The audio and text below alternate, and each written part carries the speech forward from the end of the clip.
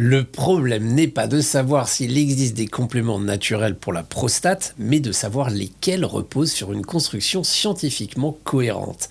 En effet, dans les problèmes liés à l'hypertrophie bénigne de la prostate, les mécanismes sont multiples.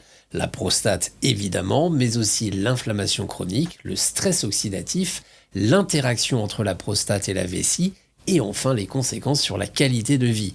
Voici donc un exemple concret d'une formulation pertinente dont je vous donnerai le nom à la fin de la vidéo.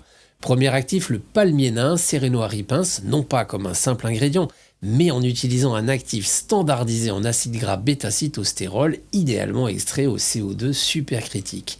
Afin de suivre les résultats des études cliniques, ce produit utilise une dose de 320 mg par jour, là où les poudres non caractérisées donnent des résultats inconstants.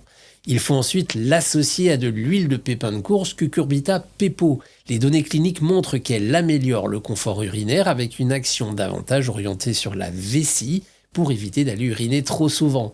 Ensuite, comme le montre l'étude combinatoire Procombe, la formule est complétée par des antioxydants ciblés comme le lycopène et des oligo-éléments biodisponibles comme le zinc et le sélénium qui agissent en synergie avec les extraits de plantes.